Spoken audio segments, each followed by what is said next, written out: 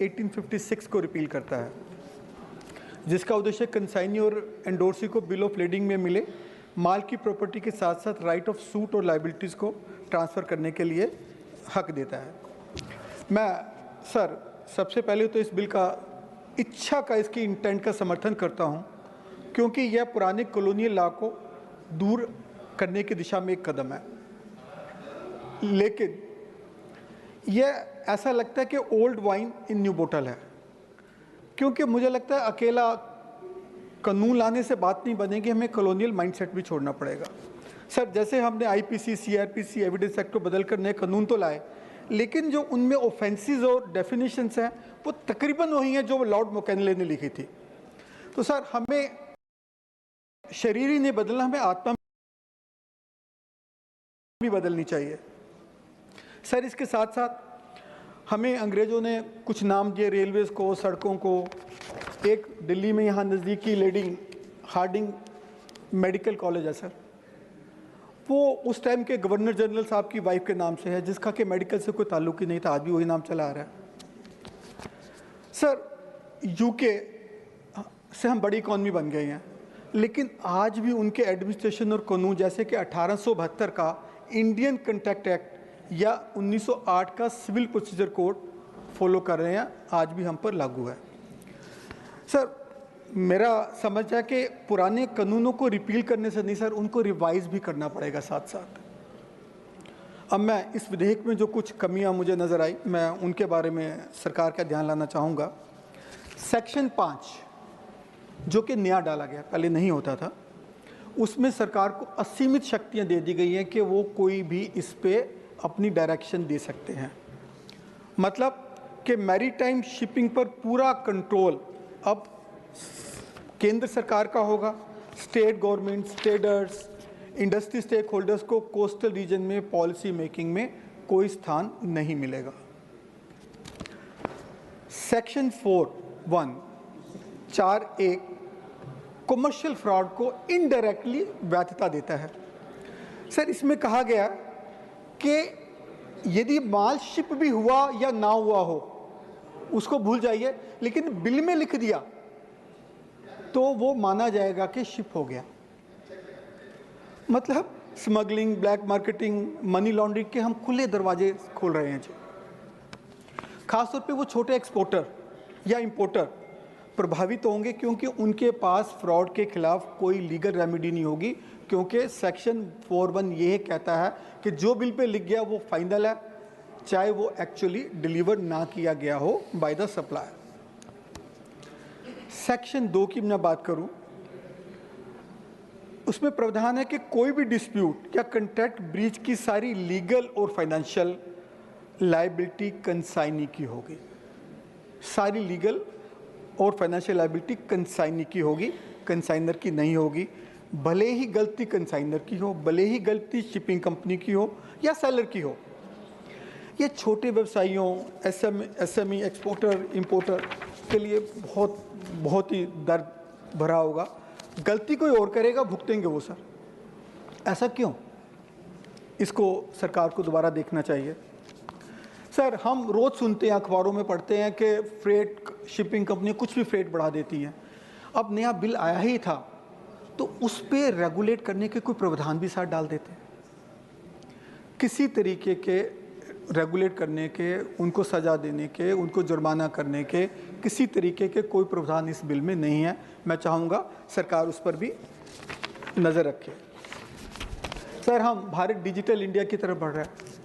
हमारा जीएसटी, हमारा income tax बहुत अच्छे एग्जाम्पल है डिजिटल इंडिया के।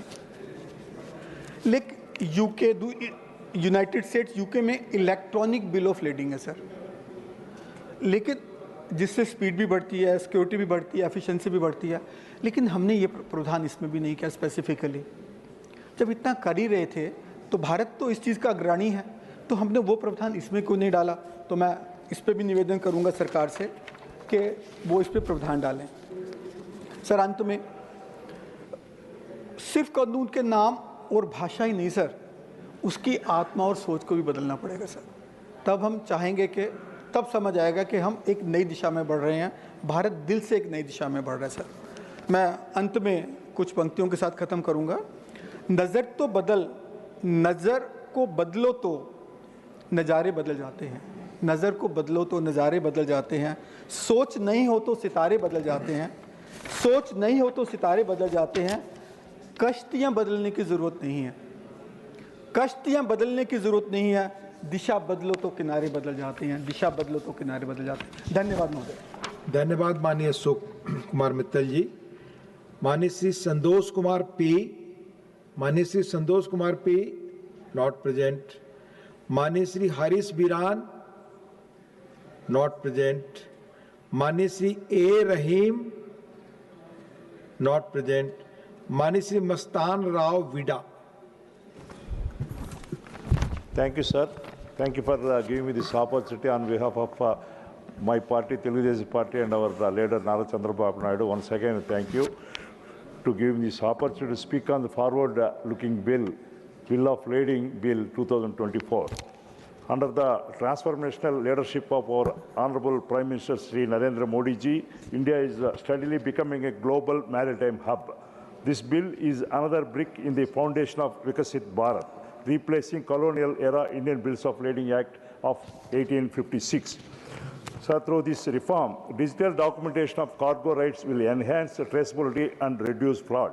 Legal predictability will boost investor confidence in Indian ports and exporters, and ease of doing business. Sir, the Andhra Pradesh Maritime Policy 2024, under the guidance of our Honorable Chief Minister Sri Nara Chandrababu Naidu Garu, sets out a comprehensive vision to establish Andhra Pradesh as India's premier maritime gateway by 2030. The Andhra Pradesh Maritime Policy 2024 and the Bills of Lading 2024 are mutually reinforcing. The state's holistic framework for port-led development, digitalization, and cluster-based shipbuilding creates the ideal setting for the regulatory certainty and modernization introduced by central law towards achieving Swarna Andhra and Atmanirbhar Viksit Bharat. Sir, why is this bill a game changer? Boosting trade efficiency. Sir, nearly 90% of India's international trade by volume is carried on ships. Modernizing labor framework for bills of lading ensures seamless movement of goods, addressing long-standing bottlenecks and disputes. Sir, enabling Atmanirbhar Bharat in maritime sector. The bill will empower our Indian exporters, ship owners, the logistics providers, and facilitate the government's ambition to make India a global shipping and logistics hub. Sir, Honorable Chairman, sir, before I conclude, I would like to bring a certain issue to the attention of Honorable Minister and this August House. As an industrialist specializing in the export of seafood, I have dealt extensively with various issues faced by exporters in maritime trade and particularly bills of lading. Recently, there arose a situation wherein two original bills of lading crucial for the release of consignments worth rupees 3.5 crore were misplaced by courier service.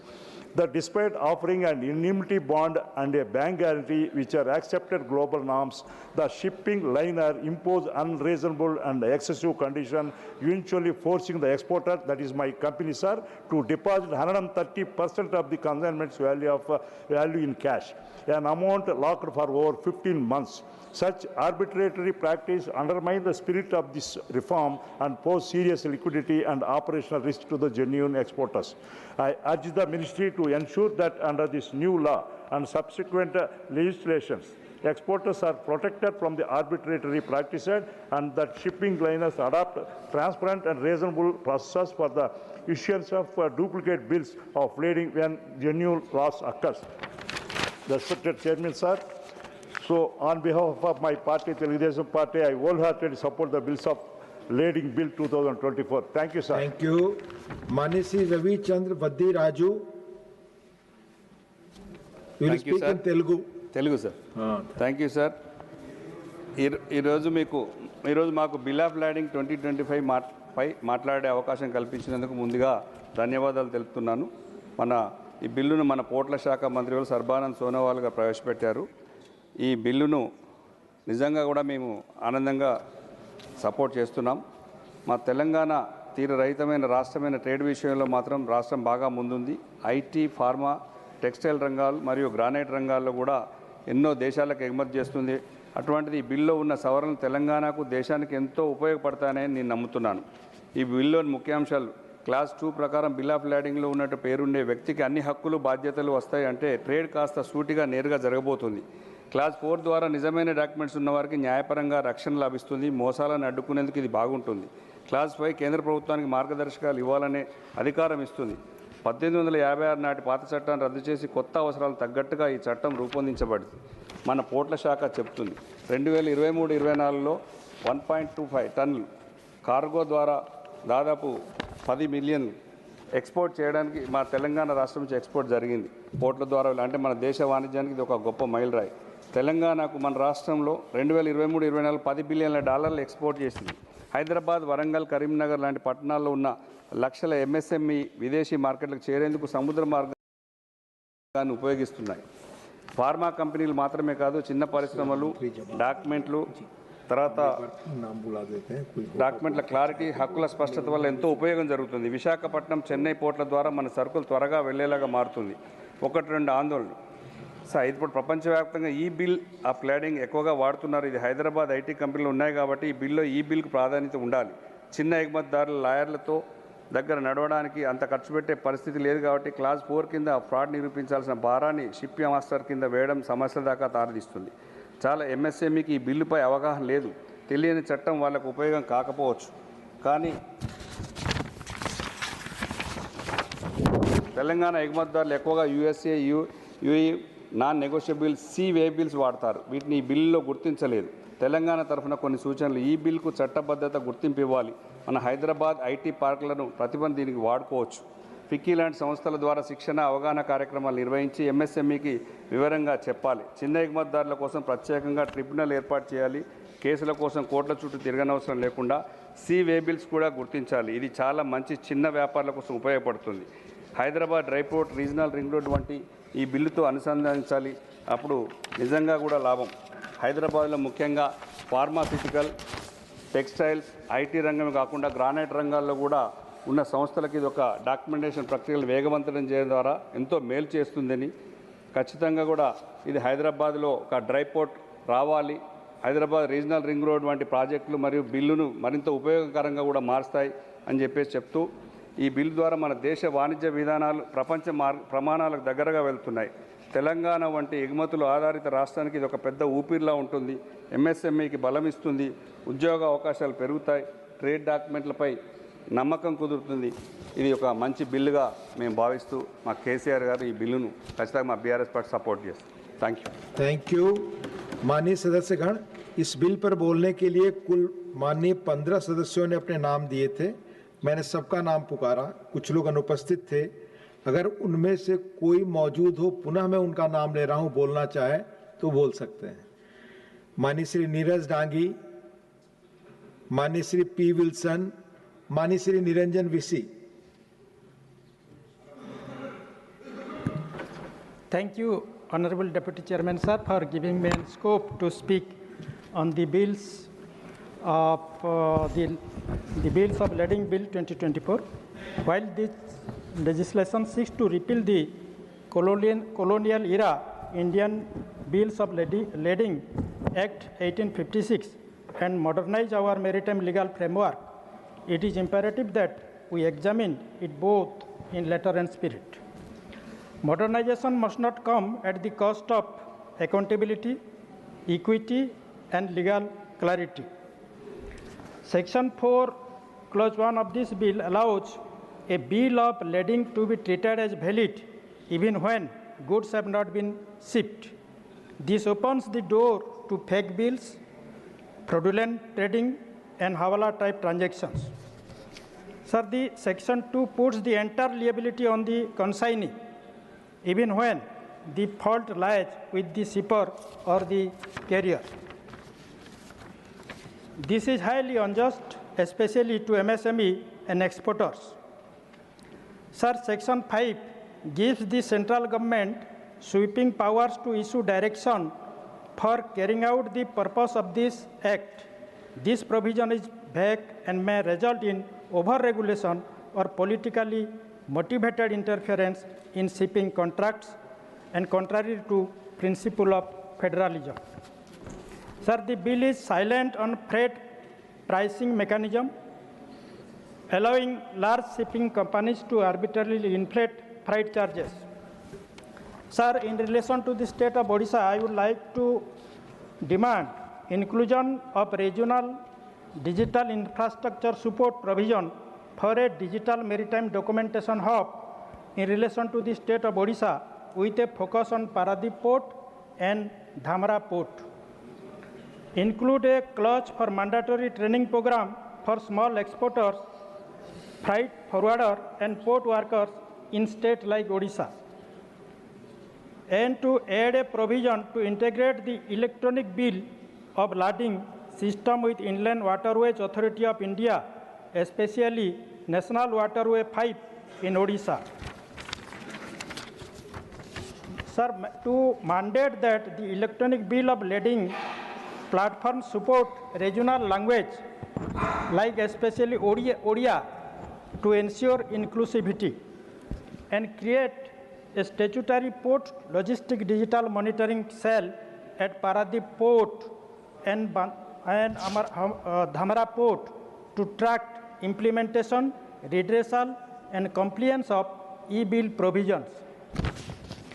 Before full implementation, the bill should mandate consultation with coastal state government like Odisha, including our state Odisha. Paradip Port and Dhamra Port is there, important port, to align with their port development plan, and also add a sustainability clause encouraging eco-friendly documentation system and emission tracking linked with e-bill system at state ports. Sir, this bill has potential, but it needs refinement. We must balance modernization with integrity and reform with accountability. Let this bill that protects both national interest and our exporter, especially the small and medium business who form the backbone of maritime trade of our country. So, with this, I support this bill. Thank you. Thank you, sir. Thank you, Mani Niranjan VC ji. Mani Sri Ram ji, नहीं.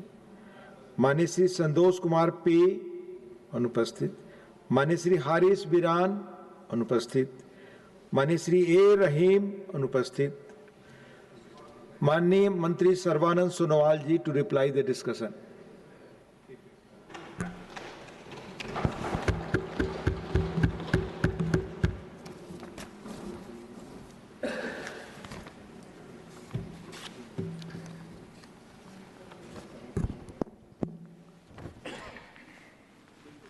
Respected Deputy Chairman, sir. Today, in the Bill of Lading 2025, in the discussion, I have discovered that most of the Member of Parliament have extended their support. I am really thankful to all of you.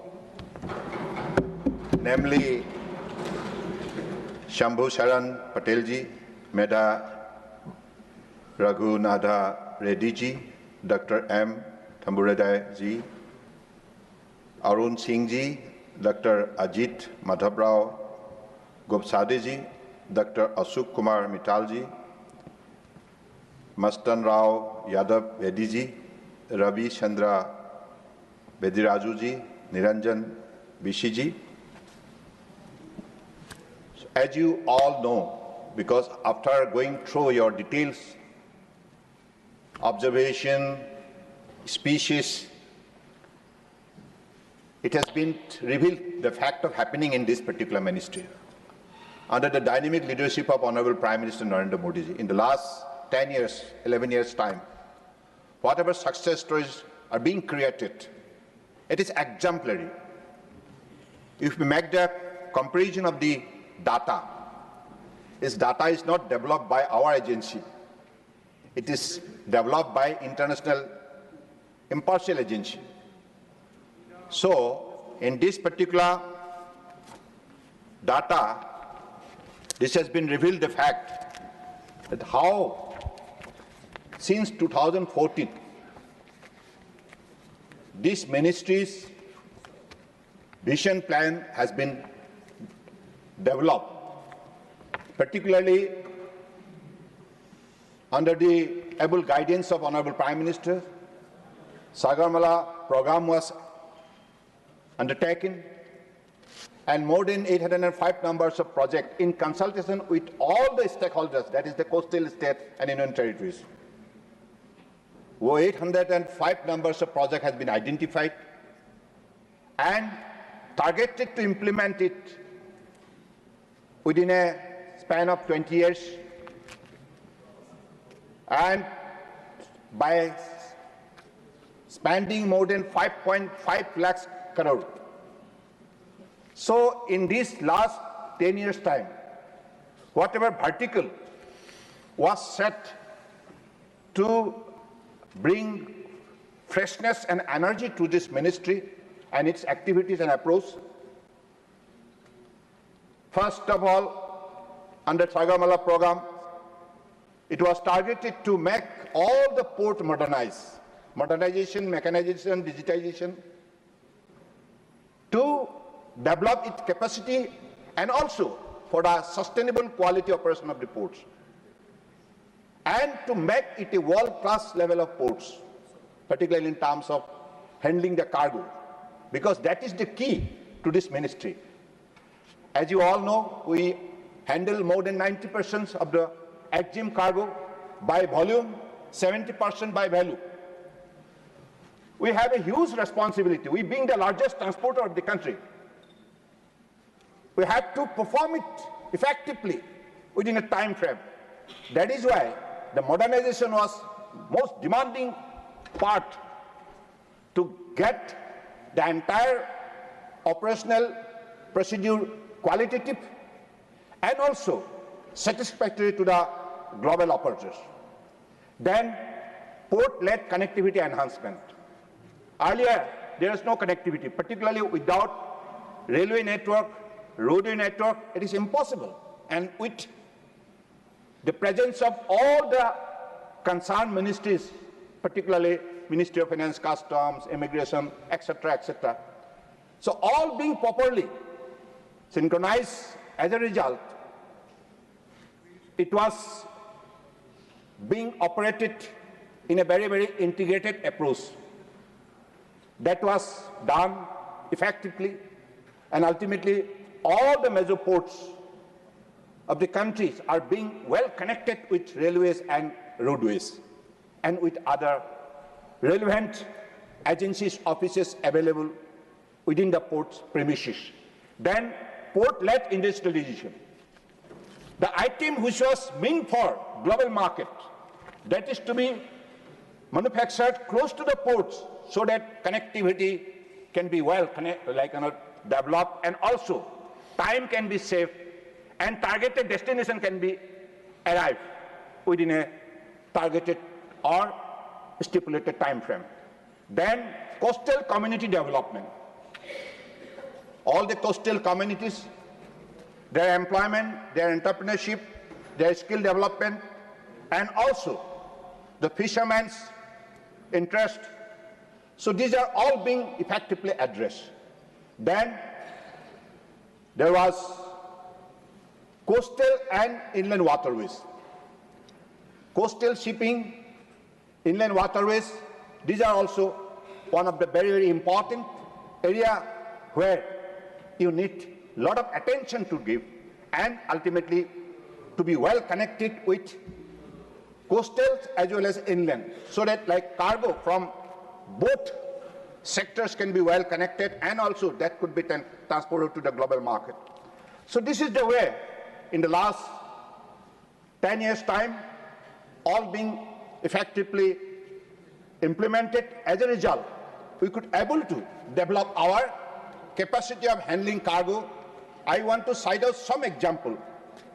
In 2013 and 14, if you look at the figure, 5 million metric ton, that was the cargo handling capacity of those time during the UP regime.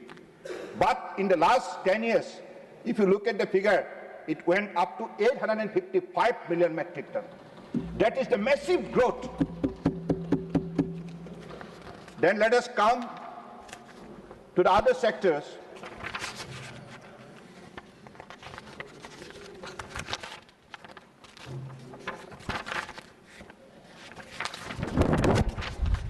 Yes, coastal shipping. In 2013-14, the coastal shipping was limited to 87 million metric ton. Now, because of the modernization and also developing the efficiency of the port, it went up to 165 million metric ton. Even in the inland waterways, it was limited to 18 million metric ton. Now it went up to 145 million metric ton. This is the massive growth story of our ministry. It is only possible because of the Honorable Prime Minister's visions and his untiring effort. And time to time, there is always a call from the PMO office that you are to take up this project, that project within a time frame. So this is the, level of commitment and dedication and devotion for the people of the country. That is why this exemplary success story. And I believe we should all be very much happy that Honorable Prime Minister has already set a target for us that by 2047, we should become one of the top 5 shipbuilding nations in the world. Top 5. So this is the power of his vision. And that power empower us to surge up and also to put our effort in the right direction within the right time.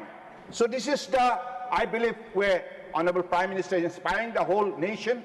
And as a result, India is now positioned as the 4th largest economy in the world. And by next 29, we are going to be of course we are going to become 3rd largest economy in the world. No doubt about it.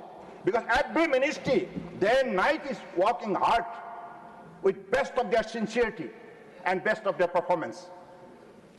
And I believe today, in this particular bill, whatever suggestion has come and whatever observation you have given, I am really thankful to you.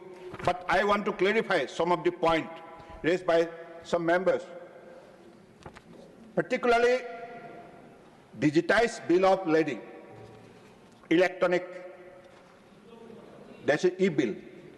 The recognition of digitized bill of lading is already provided for under Section 4 of the Information Technology Act 2000. Beyond this, the bill of lading bill will not result into legal recognition of e-bills of lading. The legal recognition of e-bill of lading will require a detailed framework, as is evident from the current legal framework in other common law countries, such as Singapore and United Kingdom, that have come up with a separate legislation. It requires a separate legislation framework. You all know that. It has nothing to do with this. So that provides for the legal recognition of a e-bill of lading. It must be understood that e-bill of lading are not simply an electronic form of paper bill of lading. Since transactions involving e-bill of lading use electronic platform, they have greater implication, distinct from any transaction involving a paper bill of lading, especially in case of the transfer of an e-bill of lading. However, devising a detailed legal framework and the overall architecture for recognition of e-bill of lading needs a wide range of stakeholder consultation.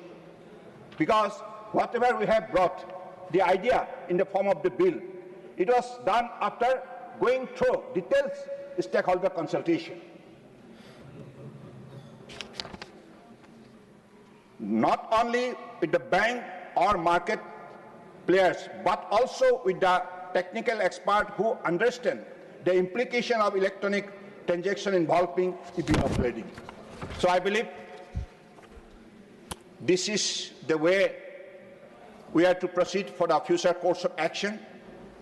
And मैं आज इस सदन में विशेष रूप से माननीय प्रधानमंत्री जी को धन्यवाद देना चाहता हूं, क्योंकि पिछले 10 साल के अंदर जो उपलब्धि हमने हासिल की है, ये उपलब्धि इसलिए हासिल की गई है क्योंकि परम आदरणीय प्रधानमंत्री जी ने हमें जो विजन दी है, कहां जाना है, क्या करना है, कैसे करना है, सारी चीजों का जो उन्होंने हमें अनुभव जगाया है और अनुभव जगाने के लिए आधुनिक जो व्यवस्था खड़ा करने के लिए जो भी उन्होंने निर्देश दी है, उसी निर्देश को निष्ठापूर्वक पालन करते हुए पोर्ट शिपिंग वाटर्स मंत्रालय ने दिन रात अगले दिनों में हम अलग अलग वर्टिकल में दुनिया के बेहतर से बेहतर हम कैसे नतीजा ला सकते हैं, इस पर भी हमारा मंत्रालय दिन रात लगे हुए है। तो अगले दिनों में जो भी हमारा लीगल रिफॉर्म्स, ये बहुत जरूरी था, क्योंकि this was enacted during the British regime. Why we should be guided by the British law? We are independent India, we should have our own set of law. We have our legal wisdom, legal knowledge, legal skill. Everything is available within our personality. So why should we bank on the, particularly outdated laws which was enacted by the British, their own interest? So I believe this particular repeals definitely is going to give us a fresh boost and also fresh vision, so that with our स्वाभिमान tomorrow स्वर्णिम भारत के लिए हम अपने योगदान बड़े निष्ठापूर्वक दे सकें। इसी शब्दों का साथ मैं माननीय सभापति महोदय आपको बहुत बहुत धन्यवाद देता हूं और सभी सांसदों को मैं विशेष रूप से धन्यवाद देता हूं और मैं आग्रह करता हूं इस बिल को सभी की तरफ से पास किया जाए। धन्यवाद। धन्यवाद। माननीय मंत्री जी का जवाब हो चुका है। अब Sri Sarvanand Sonowal to move a motion for consideration of the Bill of Lading 2025. I move that the bill be passed. The question is that the Bill of Lading Bill 2025 has passed by Lok Sabha be taken into consideration. Those in favor will please say aye. Aye. Those against will please say no. I think the ayes have it, the ayes have it, the ayes have it. The motion is adopted. We shall now take up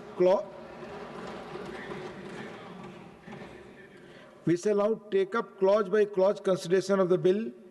Clauses 2 and 3 stand part of the bill. Those in favor will please say aye. Aye. Those against will please say no. I think the ayes have it, the ayes have it, the ayes have it. Clauses 2 and 3 are adopted. Clause 4 stands part of the bill. There is one amendment. Number 8 by Dr. John Britas. Dr. John Britas not present.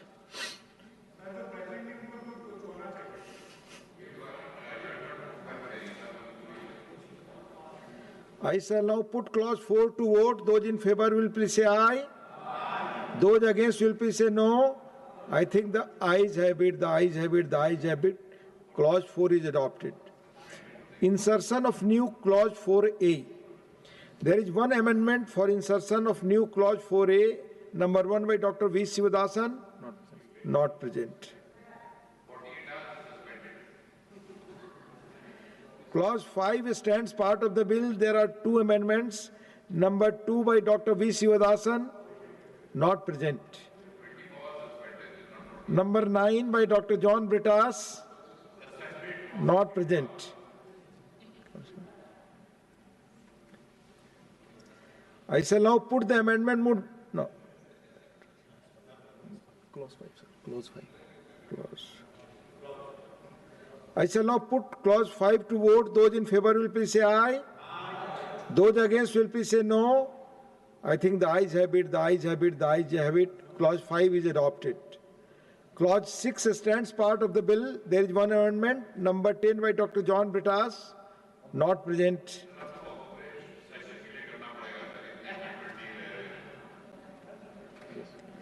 I shall now put clause 6 to vote. Those in favor will please say aye. Aye. Those against will please say no. I think the ayes have it, the ayes have it, the ayes have it. Clause 6 is adopted. Preamble stands part of the bill. There are 5 amendments. Number 3 to 7 by Dr. John Britas. Not present.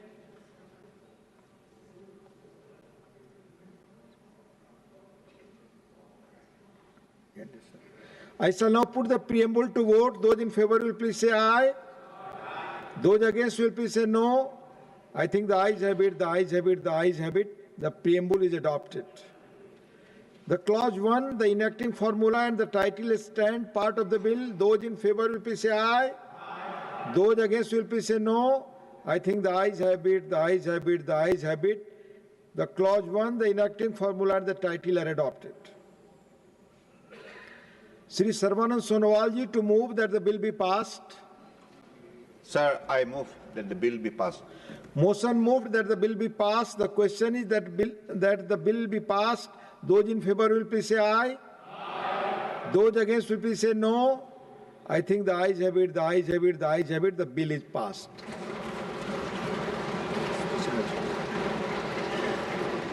Now special mentions. Dr. Bhim Singh.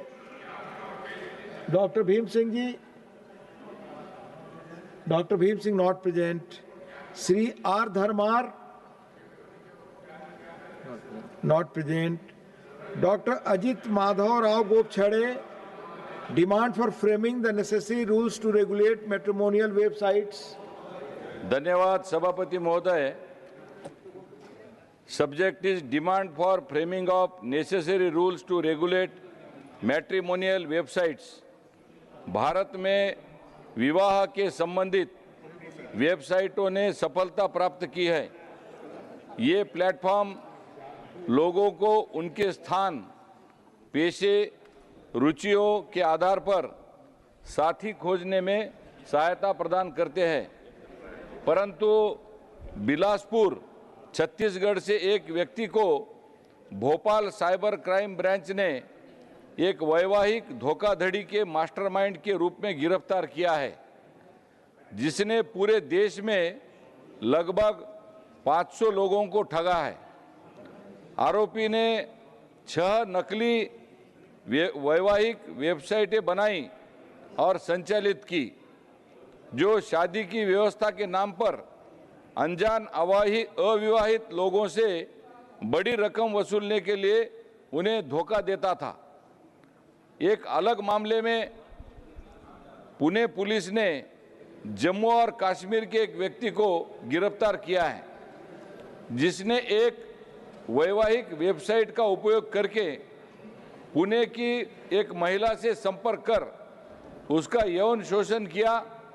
माननीय मद्रास उच्च न्यायालय ने वैवाहिक वेबसाइटों की निगरानी के संबंध में नियमों की कमी पर अपनी चिंता व्यक्त की है. न्यायालय ने सरकार को निर्देशित किया है इन वेबसाइटों को विनियमित करने के लिए आवश्यक नियमों का निर्माण करे.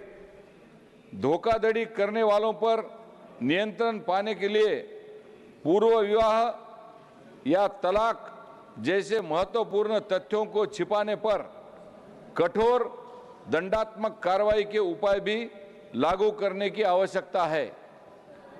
सभी संबंधित पक्षों को मिलकर ऐसे उपाय विकसित करने की आवश्यकता है जो उपयोगकर्ताओं की सुरक्षा को सुनिश्चित करे. यह सहयोग से न केवल प्लेटफॉर्मों की विश्वसनीयता में वृद्धि होगी, बल्कि समाज में एक सकारात्मक वातावरण भी बनेगा, जहां लोग बिना किसी भय के अपने जीवन साथी की खोज कर सके. इसलिए मेरी सरकार से यह मांग है, इस विषय पर जोर से ध्यान दिया जाए. धन्यवाद. धन्यवाद. Shri Santosh Kumar P not present. Shrimati Sangeeta Yadav.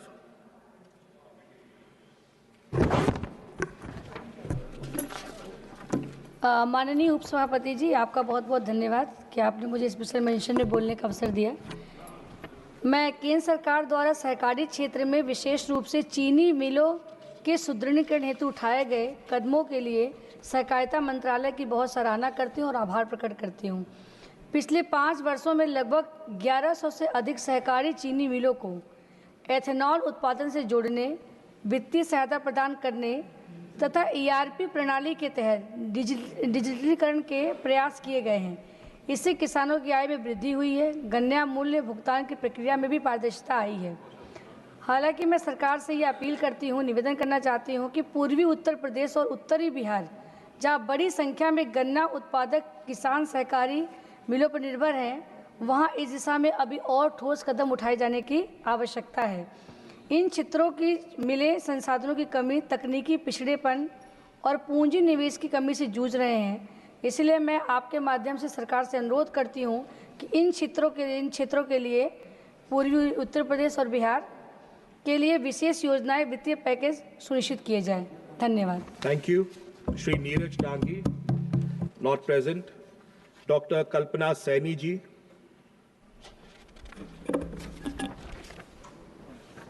माननीय उपसभापति जी, मैं इस सदन का ध्यान एक अत्यंत गंभीर और समसामयिक विषय की ओर आकर्षित करना चाहती हूँ। विद्यालयों में पढ़ने वाले बच्चों की आंखों पर की सेहत पर डिजिटल शिक्षा के बढ़ते प्रभाव की ओर पिछले कुछ वर्षों में ऑनलाइन शिक्षा ने जहां एक ओर तकनीकी पहुंच को सरल बनाया है, वहीं दूसरी ओर छोटे छोटे बच्चों की आंखों की रोशनी पर इसका प्रतिकूल प्रभाव स्पष्ट रूप से देखा जा रहा है।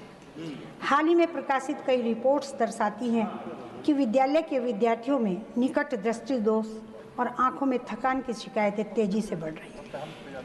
बच्चे मोबाइल, टैबलेट या लैपटॉप स्क्रीन पर घंटों पढ़ाई कर रहे हैं।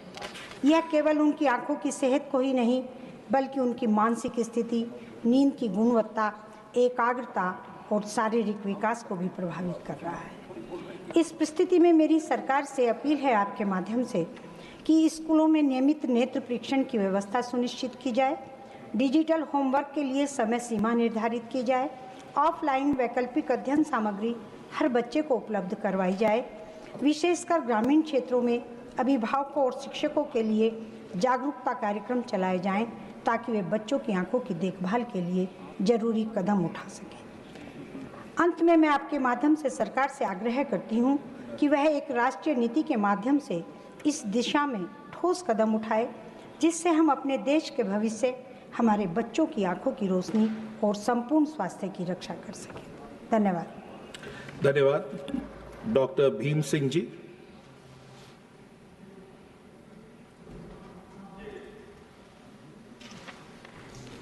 माननीय उपसभापति महोदय, demand for conferring Bharat Ratna to national heroes Veer Savarkar, Swami Sahajanand Saraswati and field marshal Manek Shah. देश की उन तीन महान विभूतियों को जिनकी ओर ध्यान आकृष्ट करना चाहता हूं, जिन्होंने अपने अपने क्षेत्र में राष्ट्र को एक नई दिशा दी, आत्मबल दिया और गौरव दिलाया। स्वतंत्र वीर विनायक दामोदर सावरकर वह नाम है जो हमें क्रांति, विचार और संघर्ष की पराकाष्ठा का स्मरण कराता है। उन्होंने दो आजीवन कारावास की यातनाएं झेली, लेकिन कभी अपने राष्ट्र प्रेम से विचलित नहीं हुए। वे केवल क्रांतिकारी ही नहीं, बल्कि एक विचारक, लेखक और भविष्य द्रष्टा भी थे, जिनकी प्रेरणा से भगत सिंह जैसे क्रांतिकारी भी प्रभावित हुए। स्वामी सहजानंद सरस्वती एक सन्यासी, जिन्होंने हिमालय की गुफाओं में ईश्वर को नहीं, बल्कि गांव के खेतों में, किसानों के आंसुओं में और शोषितों की पीड़ा में देखा। उन्होंने किसानों को संगठित किया, जमींदारी उन्मूलन के आंदोलन को दिशा दी और जय किसान के नारे से आगे एक मिशन बनाया। फील्ड मार्शल मानेक शाह, जिनके नेतृत्व में 1971 का युद्ध हुआ, जिसमें भारत ने न केवल एक निर्णायक सैन्य विजय पाई, बल्कि एक राष्ट्र बांग्लादेश के निर्माण में भी अहम भूमिका निभाई। उनके नेतृत्व और दूरदर्शिता और रणनीतिक कौशल ने भारत को सैन्य इतिहास के स्वर्णाक्षरों में दर्ज कर दिया। आज आवश्यकता है कि भारत की इन तीनों महान सपूतों के प्रति अपनी कृतज्ञता प्रकट करे। मैं भारत सरकार से आग्रह करता हूं कि इन राष्ट्र नायकों वीर सावरकर, स्वामी सहजानंद सरस्वती और फील्ड मार्शल मानेक शाह को भारत रत्न से अलंकृत किया जाए। यह केवल उन्हें सम्मान ही नहीं देगा, बल्कि भारत के किसान, जवान और बलिदानी विचारधारा का भी सम्मान होगा। Thank you. Doctor Fauzia Khan ji, not present. Doctor K Laxman ji. Thank you, sir. The subject is demand for strengthening the mechanism of cyber security in the country. I rise to draw the attention of this House to alarming rise in cyber frauds and digital finances crimes across the country. As we move towards the robust digital India, our citizens are increasingly adopting online banking, UPI, and other digital payment modes. While this transformation has empowered millions, it has also opened new avenues for sophisticated fraudsters to target innocent people, especially senior citizens and those in rural and semi-urban areas. I would like to commend the Government of India and the Reserve Bank of India for issuing timely advisories to the bank and payment operators, and also the CERT for continuously strengthening our cybersecurity framework. The recent steps taken to create awareness through campaigns like Cyber Jagruta Abhiyan are indeed commendable. However, considering the evolving nature of cyber threats, there is a pressing need to further tighten enforcement mechanisms, enhance rapid response systems, and promote widespread digital literacy at the grassroots level. We must also encourage state governments to set up specialized cybercrime cells and ensure adequate training for law enforcement personnel. I urge the Ministry of Home Affairs, Ministry of Electronics and IT, and other concerned agencies to incentivize their efforts so that our citizens can continue to trust and benefit from our digital revolution without fear of vulnerability. Thank you. Thank you. Shri A. Rahim ji, not present. Dr. Medha Vishram Kulkarni ji. Thank you, sir.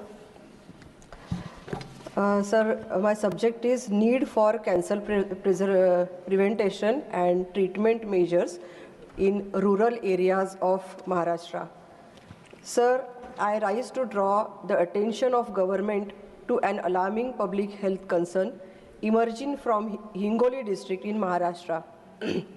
During recent Sanjeevani health screening campaign, over 14,500 women were found with symptoms suggestive of cancer out of approximately 2,93,000 women screened. This situation underscores the critical need for early detection, timely diagnosis, and accessible treatment, especially in rural and underserved regions. While such mass screening campaigns are laudable, they must be strengthened with robust follow-up mechanism and medical infrastructure.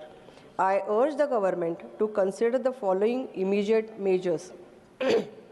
Establish and upgrade diagnostic facilities at local health centers for mammography, cervical screening, and biopsy services. Deploy mobile oncology units in remote areas to ensure on-ground diagnosis and early-stage intervention. Launch targeted awareness drives to educate women about early warning signs and remove the stigma associated with cancer. Leverage schemes such as Ayushman Bharat, Mahatma Jyotiba Phule Jan Arogya Yojana to cover diagnostic tests and treatment comprehensively. Maharashtra reported the second highest number of cancer cases in India in 2023, with around 1.21 lakh new cases. This number reflects a growing cancer burden in the state, particularly among the women in rural areas. This is a silent crisis that requires a multi-sectoral, urgent, and sustained response. I request the government to ensure that early detection leads to timely care and positive outcomes for every woman affected. Thank you, sir. Thank you. Shri A.D. Singh ji.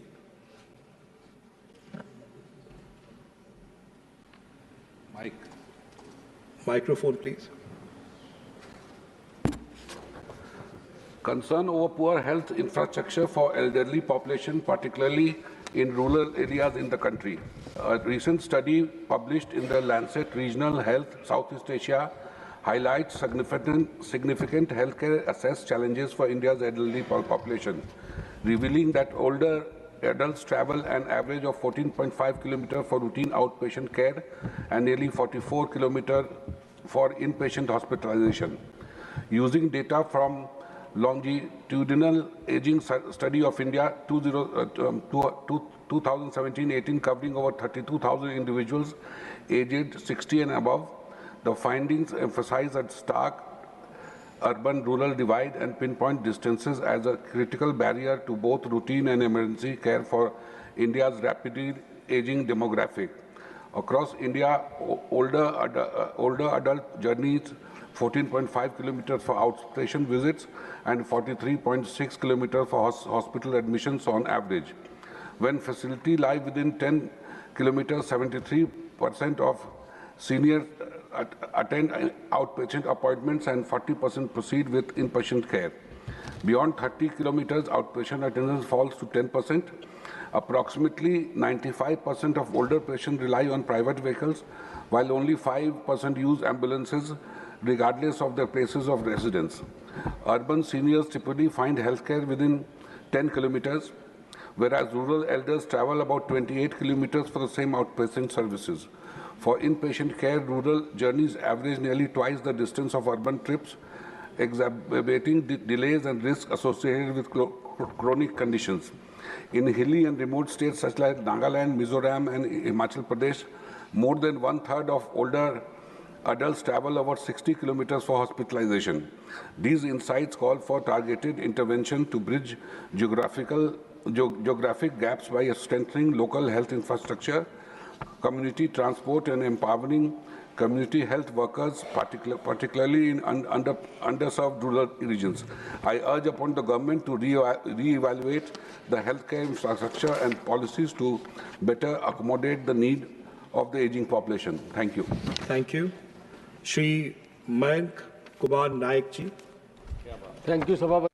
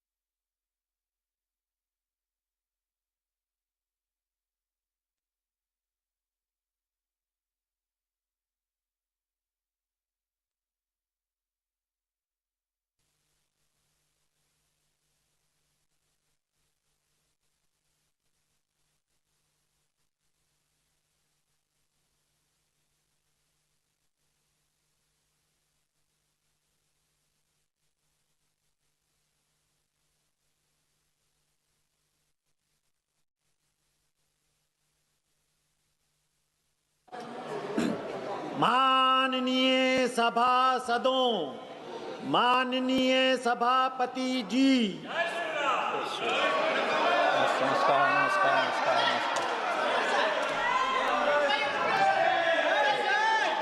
Please बैठिए, please. महत्वपूर्ण विषय है, एक महत्वपूर्ण विषय है, bill है, गोवा से संबंधित है। गोवा के आदिवासी हमारे भाई बहनों के अधिकार का विषय है। प्लीज आप लोग सब लोग प्लीज। नहीं, आप सुबह से पूरा हाउस को डिसऑर्डर कर रहा है। सुबह से हाउस को आप नहीं चलने दिया है। भारत देश के जनता देख रहे हैं। अखिलेश जी आप सभी को बैठा दीजिए। अखिलेश जी प्लीज बैठा दीजिए सभी मित्रों को। प्लीज ऐसा नहीं चलेगा, ऐसा नहीं चलेगा। हाउस को ऑर्डर में लाइए। नहीं। गोवा का जनजाति भाइयों का अधिकार का विषय है, महत्वपूर्ण बिल है। आप सदन नहीं चलने देंगे, सदन नहीं चलने देंगे आप। ऐसा नहीं है, आप सदन चलने दीजिए। सदन का बहुत महत्वपूर्ण समय है। Please be seated, please be seated, please be seated, please be seated. अगर आप सदन चलने नहीं देता है तो सभा की कार्यवाही मंगलवार दिनांक 22 जुलाई 2025 को प्रातः 11 बजे तक के लिए स्थगित की जाती है।